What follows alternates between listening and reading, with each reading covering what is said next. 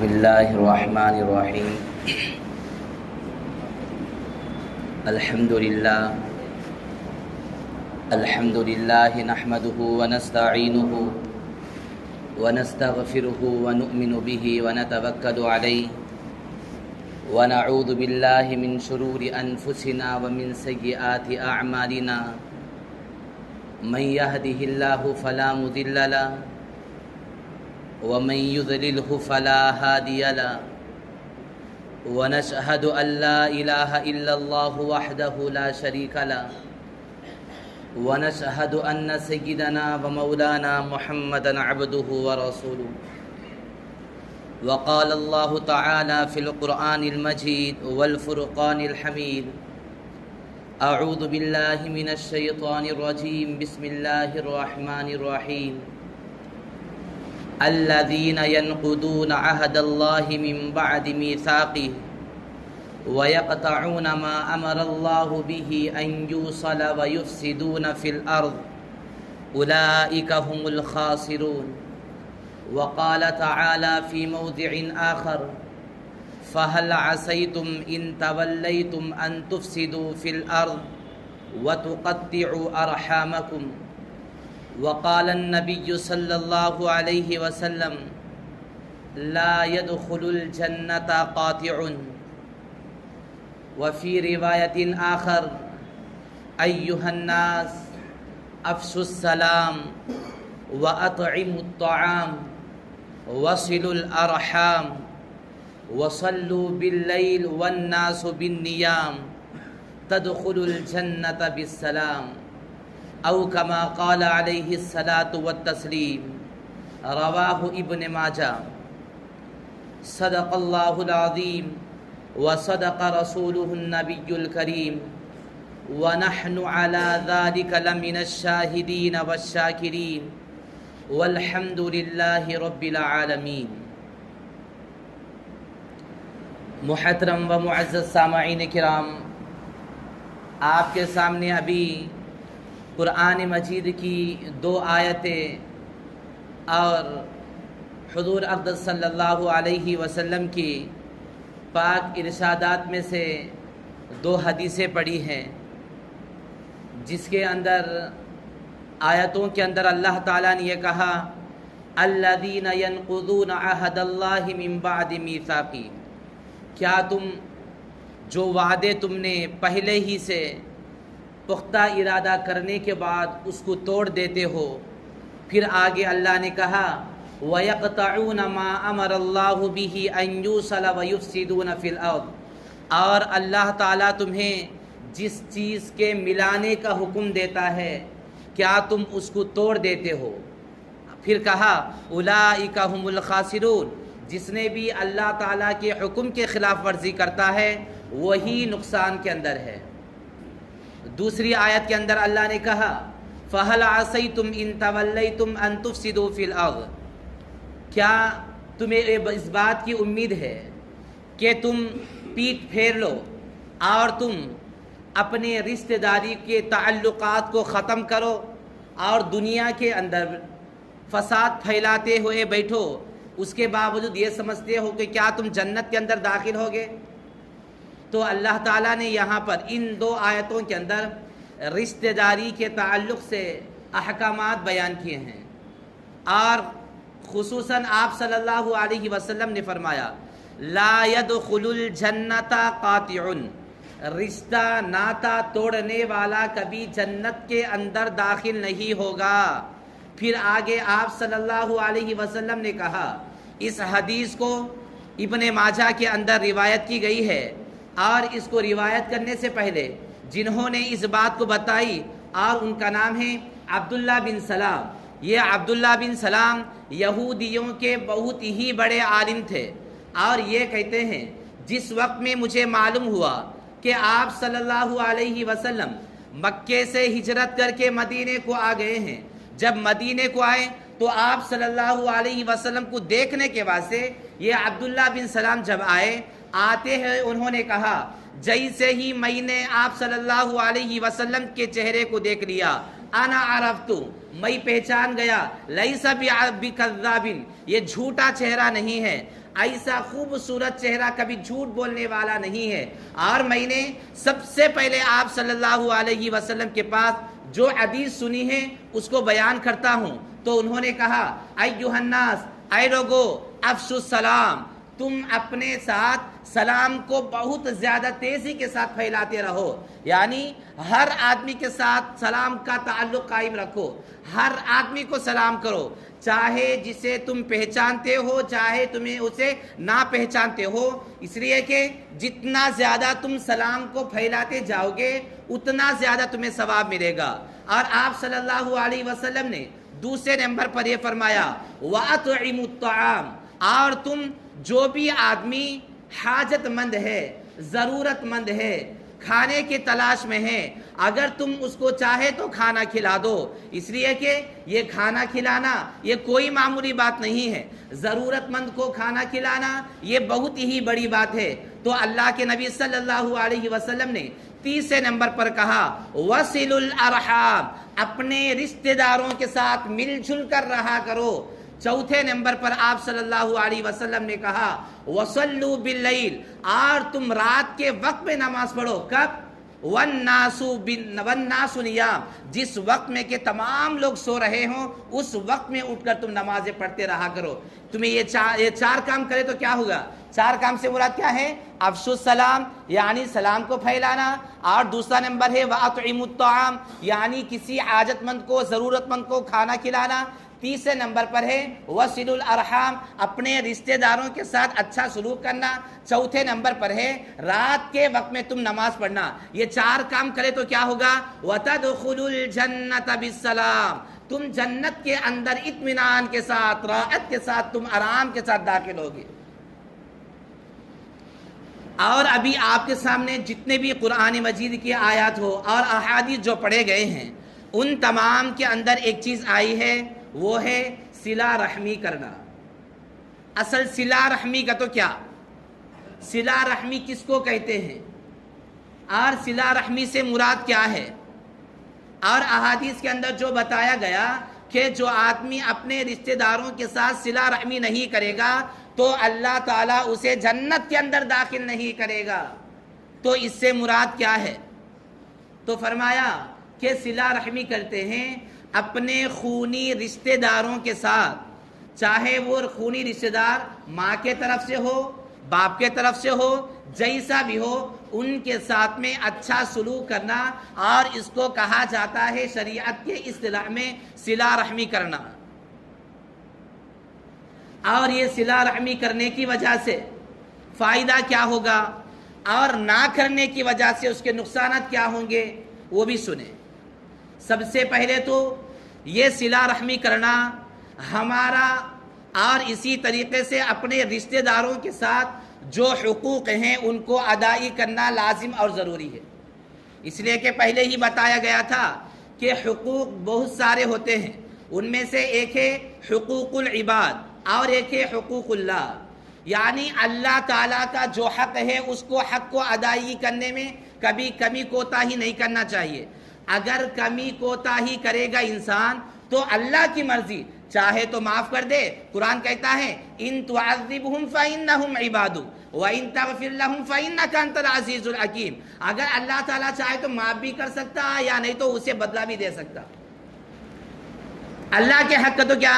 نمازیں پڑھنا، روزے رکھنا، زکوٰۃ دینا، حج ادا کرنا، نوافل پڑھنا، صدقے دینا، اور اس کے علاوہ بہت سارے ایسے ہیں جو اللہ تعالیٰ کے حق ہے، آدمی کا اور اللہ تعالیٰ کے ساتھ میں حق جڑ جاتا ہے۔ اور دوسرا جو اہم ہے وہ ہے حقوق العباد۔ حقوق العباد یعنی تمام دنیا کے اندر رہنے والوں کے جو حقوق ہیں ان کو حقوق کہا جائے گا۔ ماں باپ کے بھی بچوں کے ذمہ داری میں کچھ سارے حقوق ہوتے ہیں، ماں باپ کے بھی ذمہ داری ہیں بچوں کے بارے میں، یعنی بچوں کے بھی کچھ حقوق ماں باپ ادا کرنا پڑے گا۔ اور اسی طریقے سے تایا کا، چچا کا، پھپھا کا، ہر طرح کے جتنے بھی رشتہ دار ہیں ان تمام لوگوں کے کچھ حقوق ہوتے ہیں، ہر ایک حق کو ادا کرنا ضروری۔ اگر ان حقوق کی ادائیگی میں کمی کوتاہی ہو جائے گی تو اس وجہ سے ہمارے اعمال برباد ہو جائیں گے۔ آپ صلی اللہ علیہ وسلم نے فرمایا 2 दिन हफ्ते के अंदर वारम में 2 दिन तमाम अमाल को लेकर ले जाया जाएगा, यानी आसमानों के ऊपर ले जाया जाएगा। उनमें से एक दिन है पीर और दूसरा दिन है जुमेरात। और पीर और जुमेरात को जितने भी वारम के अंदर जितना भी हम काम कर रहे हैं, नमाजें पढ़ रहे हैं और दूसरों के साथ अच्छा मुआमला कर रहे हैं और दूसरों के हक को लूट रहे हैं और दूसरों को तकलीफ पहुंचा रहे हैं, इन तमाम चीज़ों का बदला अच्छा और जितना भी नुकसान है तमाम भी अल्लाह ताला के यहाँ जाएगा।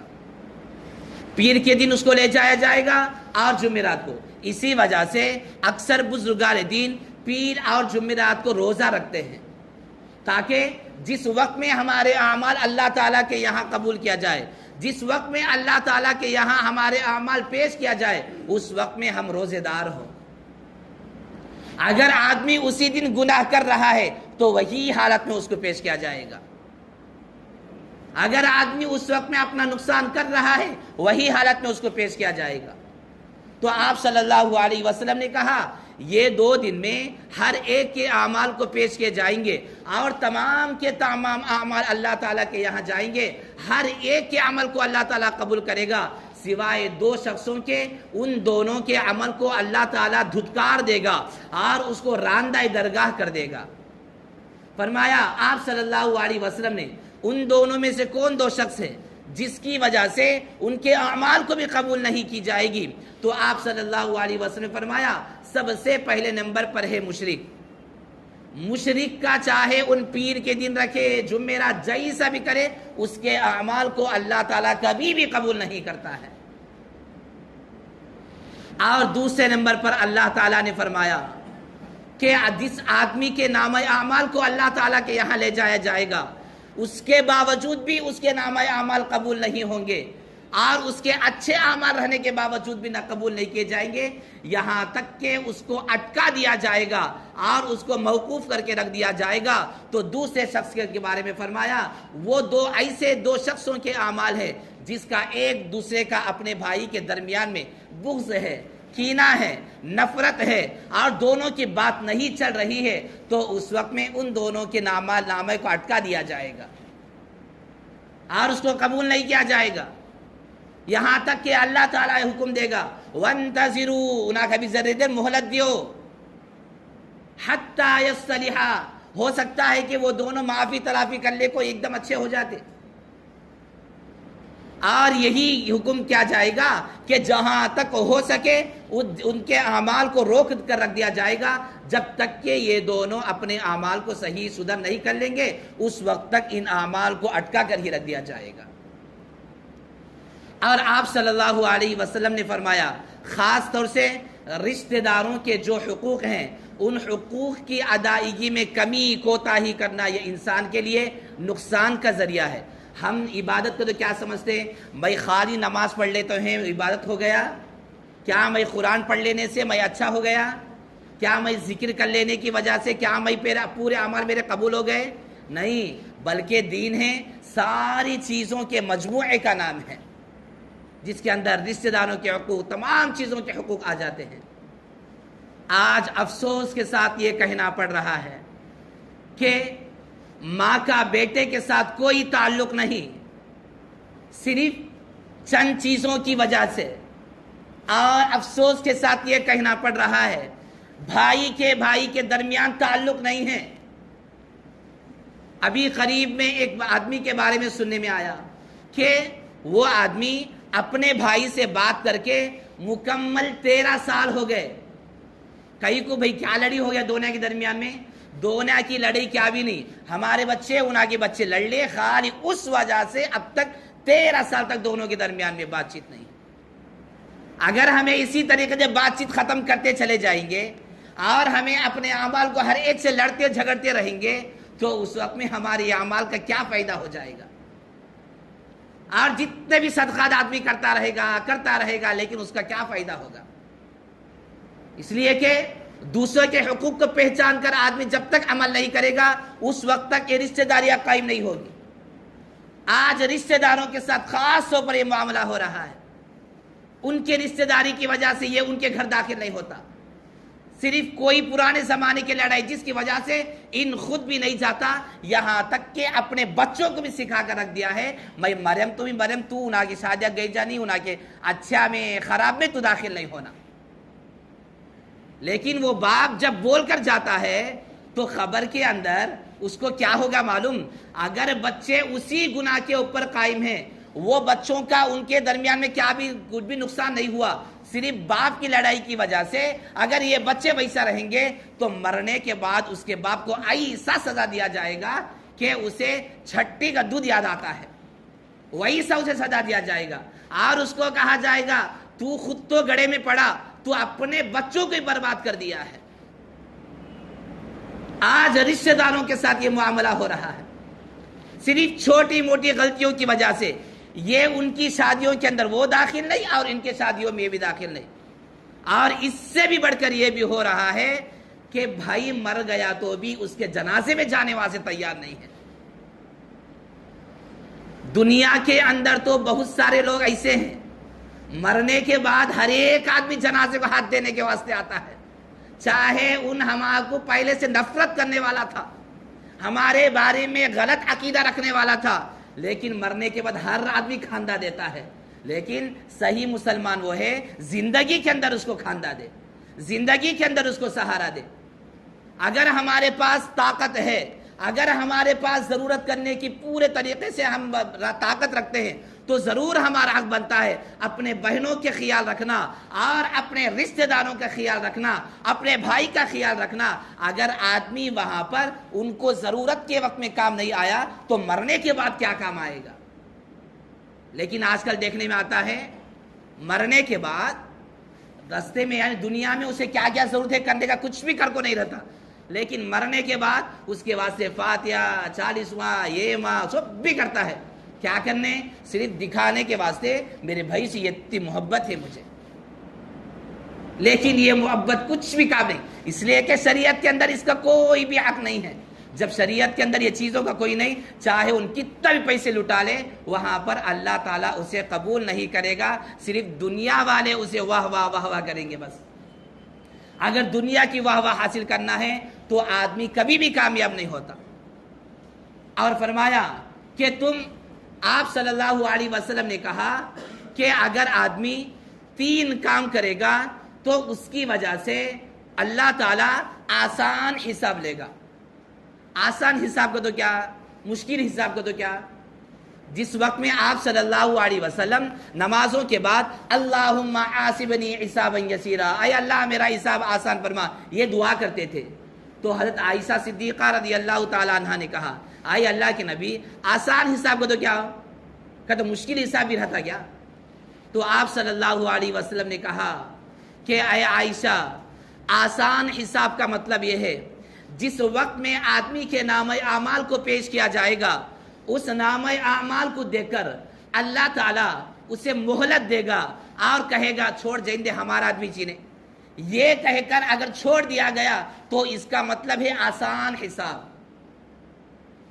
تو پھر آپ صلی اللہ علیہ وسلم نے کہا کہ سخت حساب یہ ہے اگر اللہ تعالیٰ قیامت کے دن کس کی پکڑ کرے گا تو وہ آدمی کبھی بھی کامیاب نہیں ہوگا اور اس کو ضرور جہنم کے اندر دھکیل دیا جائے گا۔ تو فرمایا آسان حساب کس کے ساتھ ہوتا؟ تو فرمایا کہ آسان حساب اللہ تعالیٰ ان لوگوں کے ساتھ کریں گے جو آدمی اپنے اوپر یعنی ہمارے اوپر ظلم کرتا ہے، اس کے باوجود بھی ہمیں اس کو معاف کر دے، تو اللہ تعالیٰ کہتا ہے اگر یہ کام کرو گے تو اس کی وجہ سے تمہارا حساب آسان ہو جاتا۔ تمہارے اوپر ظلم ہی کرتا ہے انہیں، تمہیں بھی معلوم ہے، لیکن اس کے باوجود اسے معاف کرنا یہ بہت بڑا کام ہے۔ اور دوسرے نمبر پر آپ صلی اللہ علیہ وسلم نے کہا جو آدمی تمہیں کو توڑنا چاہتا ہے تو اس وقت میں تمہیں اسے جوڑو، تمہارے ساتھ تعلق ختم کرنا چاہتا ہے، کئی کو تمہاری غریبی کی وجہ سے، تمہارا عہدہ کیا بھی نہ ہونے کی وجہ سے، اس کے باوجود بھی تمہیں جڑ کر ہی رہو۔ تیسرے نمبر پر آپ صلی اللہ علیہ وسلم نے کہا کہ اللہ تعالیٰ وہ آدمی جو صلہ رحمی کرتا ہے اپنے رشتہ داروں کے ساتھ، اور اپنے خاندان والوں کے ساتھ تو اللہ تعالیٰ اس کا حساب بھی آسان کریں گے۔ یہاں تک کہ زکوٰۃ کے تعلق سے یہ کہا آدمی جب صدقہ دینا ہے، زکوٰۃ دینا ہے تو باہر دیو بولے تو اپنے آزادی طور پر جتنا چاہے اتنا خرچ کرتا ہے، لیکن اپنے ہی گھروں کے اندر جتنے بھی رشتہ دار رہیں گے اگر محتاج ہے، ضرورت مند ہے، اس کے باوجود بھی آدمی کا دل نہیں چاہتا کہ انہیں دینا۔ باہر دیو گے صدقے بہت سارے کرتے ہیں، اپنے رشتہ داروں کے اندر دینے کی باری آئی تو اس وقت میں ان پہلے زمانے میں کیا کی بول کو رہتا، وہ بات یاد رکھو، کہتے ہیں آج اللہ تعالیٰ اسے دکھا ڈالتا ہے زندگی میں، چھے بھی دکھاتا بعد میں، پھر آج اسے دکھاتا ہے، تجھے ہی بعد میں دکھایا جائے گا۔ اور ہمیں اپنے آپ پر کبھی بھی مال کی وجہ سے فخر نہیں کرنا چاہیے، اس لیے کہ یہ مال جیسا اللہ تعالیٰ تمہیں دیا ہے، دینے کے بعد اسے جیسا یوز کرنا ہے ویسا یوز نہیں کرے آدمی تو وہ اللہ تعالیٰ جو دیا ہے وہی اللہ تعالیٰ لینا بھی جانتا ہے، وہی اللہ تعالیٰ اس کے پاس چھین لیتا ہے۔ اس لیے کبھی بھی اس مال کی وجہ سے اپنے رشتہ داروں کو دور نہیں کرنا چاہیے۔ لیکن آج کل تو دیکھنے میں بھی یہی بات آتی ہے اور ہمارا ماحول ایسا خراب ہو چکا ہے، پیسہ ہے عزت بھی ہے، اس کی پیسہ ہے تو اس کو ایسے نگاہ سے دیکھا جاتا، ہر جگہ اسے اوپر رکھا جاتا ہے۔ اگر وہ چیز نہیں ہے تو اس وجہ سے وہ سامنے والا چاہے ان کے اتنا تقوی والا رہو، طہارت والا رہو، نماز کا پابند رہو، سب بھی تو بعد میں بات تیرا یا نہیں، تو پیسے والے تو اوپر آ، یہ دیکھتے ہیں۔ لیکن ہمیں جس کو نیچے نگاہ سے دیکھ رہے ہیں اللہ تعالیٰ اسے اپنے آنکھوں کے اوپر دیکھ رہا ہے، اللہ تعالیٰ ان کے درجات کو بلند کر کے دیکھ رہا ہے، اس لیے کبھی بھی اس کام کو نہیں کرنا چاہیے۔ اور دوسری بات، جہاں تک ہو سکے رشتہ داری ہے تو اس کے اندر ضرور کمی کوتاہی ہوتے رہے گی، ہم انسان ہیں اور ہمارے دلوں کے اندر ایگو بول کے ایک چیز ہے، اس وجہ سے ہمیں کبھی سامنے والے کے سامنے جھکنا پسند نہیں کرتے۔ لیکن آخرت میں اگر ہمیں اپنے اعمال کو صحیح پیش کرنا ہے تو یا جھکنا پڑے گا، یا بھی نہیں جھکنا، وہاں بھی کیا بھی نہیں ہونا تو نہیں ہو سکتا۔ اگر یہاں پر جھک گئے تو وہاں پر اپنے معاملات کو سدھر سکتے ہیں۔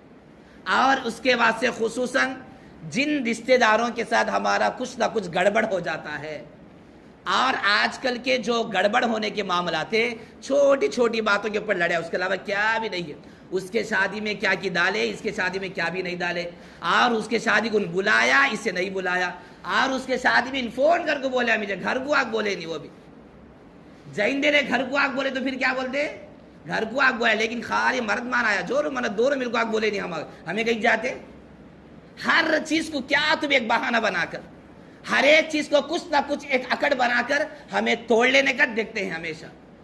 وہی سامنے والے رشتہ دار مالدار ہے، ان کہیں سب بلائے تو چھوڑ دے، ان فون کر کو خاص نہیں تو میسج کہے تو چل جاتے، کہیں کو پیسے ہے اور کھانا اچھا بناتا۔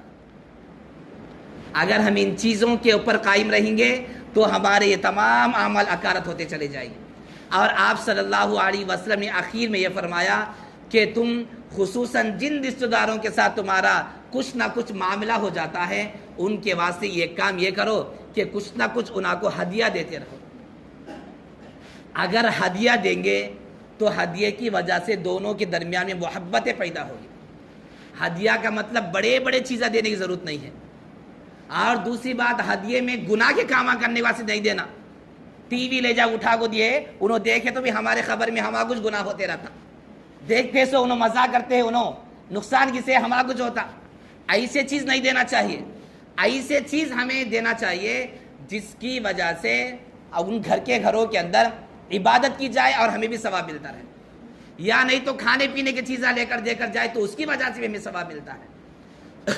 لیکن جو ہدیہ دیتے ہیں اس کے اندر بھی تین چیزیں ہیں، یہ اچھے نیت کے ساتھ دینا چاہیے، یہ نیت کے ساتھ نہیں دینا میں ہمیں آج دیتے ہیں نا سبا انہوں دے دے گا یہ ہم آپ ایسا سوچے تو کیا بھی بدلا نہیں۔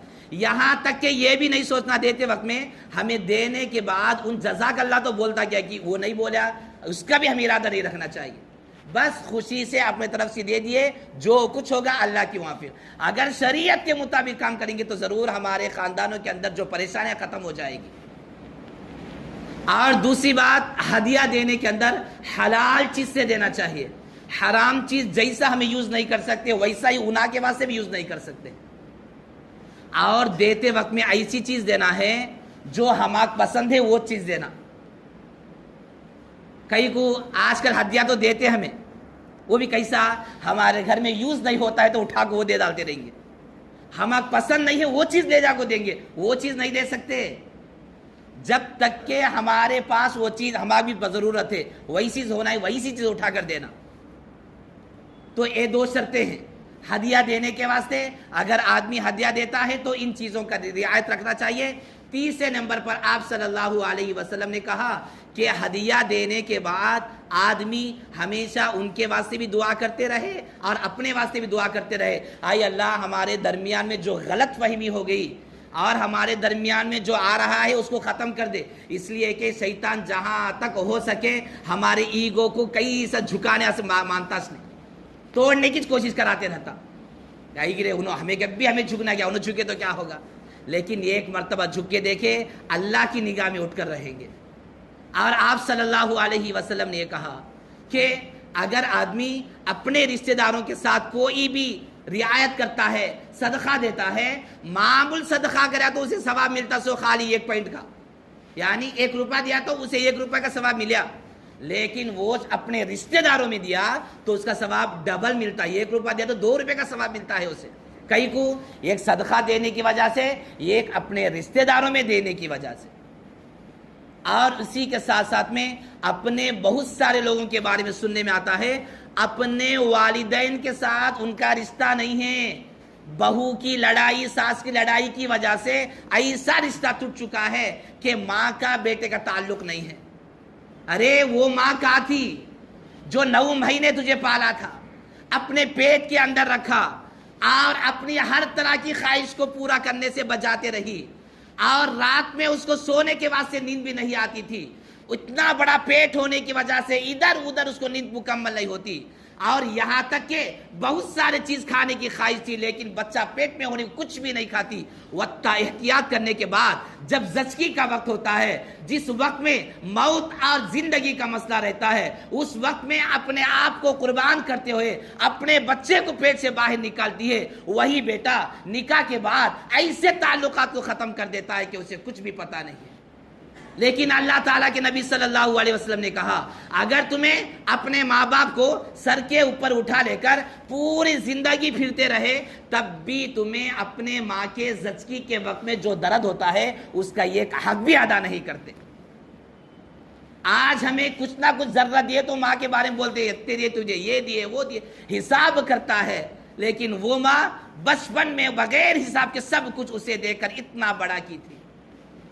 اور اپنے ماں باپ کو ناراض کر کے آدمی چاہے جتنے بھی عبادت کرتے رہے، اللہ تعالیٰ قرآن کے اندر بار بار جب اپنا حکم لاتا ہے، رسول کا حکم لاتا ہے، فوراً کہتا ہے وَبِالْوَالِدَيْنِ احسانا، اپنے اماں بابا کے ساتھ اچھا سلوک کرو، چاہے انہوں تمہیں کیسا بھی کرے. لیکن آج خالی چھوٹی موٹی باتوں کی وجہ سے تعلقات ختم ہیں. یہاں تک کہ قرآن مجید کے اندر یہ کہا گیا اگر تمہاری ماں تمہیں کفر کا حکم دیتی ہے، یعنی تمہیں مسلمان ہے نا اس سے ہٹ جاؤ بولتی ہے، تو اس وقت میں منع کر دیا گیا کہ ایسے وقت میں بات مت مانو، تب تک تو ماننا ہے. لیکن آج کون سی ماں ہے جو ہمیں اپنے کفر تک ملانے والی ہے؟ بلکہ صرف اپنے چھوٹے بچوں کی وجہ سے، چھوٹی چھوٹی لڑائیوں کی وجہ سے ہمارا ذہن بھی ایسا بن گیا ہے، ہمارا ذہن بالکل چھوٹا ہو چکا ہے. چھوٹا ہونے کی وجہ سے ہر سامنے والے کے بارے میں کچھ نہ کچھ. لیکن یاد رکھے کبھی بھی آدمی پہلے سے ہی کتنے مرتبہ بول دیا میں کہ کبھی بھی ہمیں سنی سنائی باتوں پر کبھی بھی بھروسہ نہیں کرنا چاہیے. ان تمہارے بارے میں یہ بولا ان بولا کچھ بھی نہیں، اگر تمہیں اس کے بارے میں یہ حقیقت ہے تو مان لینا، ورنہ اس کا عذاب کیا ہے معلوم؟ جو آدمی سنی سنائی باتیں لگاتا ہے، ادھر کی باتیں لا کر اسے لگاتا ہے اور اسے بالکل نیگیٹو کرنے کی کوشش کرتا ہے، اللہ تعالیٰ قیامت کے دن اس کو ایک گڑھے کے اندر ڈال دے گا اور کہے گا تو اس کے بارے میں یہ کہا تھا نا، انہیں ایسا کریا، کریا بول کو پروف کیا ہے بتا. جب تک تو پروف نہیں لائے گا اس وقت تک تجھے اسی گڑھے کے اندر رکھ دیا جائے گا. اس لیے زبان ہے بول کے جیسے چاہے ویسا نہیں بولنا چاہیے. ہر آدمی اپنی کمی کوتاہی چھپانے کے واسطے کچھ نہ کچھ بولتے رہتا ہے. اس وقت ہمیں ان باتوں کو نہیں ماننا چاہیے. اگر مان لیے تو اچھی دوستی بھی ختم ہو جائے گی, اچھے تعلقات ختم ہو جائیں گے, اچھے عقائد ختم ہو جائیں گے, اور اچھی ہماری عبادتیں ختم ہو جائے گی. اس لیے جہاں تک ہو سکے اپنے رشتہ داروں کے ساتھ اچھا معاملہ کرنا اور ان کے ساتھ حسن سلوک کرنا, چاہے وہ ہمارے شادیوں میں آئے یا نہ آئے, لیکن ہمیں جب وہ بلائے تو جانا اور ان کی خوشیوں میں شامل ہونا, یہ ہمارا طریقہ ہونا چاہیے. اگر ہمیں انہوں کرے تو ہمیں کرے بولے تو گویا کہ یہ بدلہ ہے. ان اچھا کریا تو میرے ساتھ میں بھی اچھا کرتا ہوں جی, یہ بدلہ اللہ تعالیٰ نہیں بولتا ہے. صلہ رحمی کا مطلب ہے ان کیا تو بھی کرو, تو اچھا کر کو دکھا. ان کیا تو بھی کرتا ہے لیکن تیرے اخلاق کیا ہے. ان گالیاں دیتا ہے لیکن تیرے اخلاق کیا ہے, تیرے اخلاق کیا ہے کہ وہ دکھائے یہاں پر. اگر ان جو کریا تو بھی وہی کریا تو اس وقت میں دونوں میں کچھ بھی فرق نہیں رہے گا. اس لیے جہاں تک ہو سکے اس کے معاملے میں آدمی کوشش کرنی چاہیے. اور احادیث کے اندر رشتہ داروں کے ساتھ تعلق قائم رکھنے کا اور رشتہ داروں کے ساتھ مضبوط احکام لازم ہوئے ہیں. لہذا اللہ تعالیٰ سے یہی دعا کرتے رہنا چاہیے جہاں تک ہو سکے تمام رشتہ داروں کو مل جل کر رہنے کی توفیق عطا فرمائے, اور خصوصاً ہر رشتہ دار کو ایک دوسرے کے حق کو پہچان کر اور ایک دوسرے کے حقوق کو جان کر اس کو ادا کرتے رہنے کی توفیق عطا فرمائے. آمین.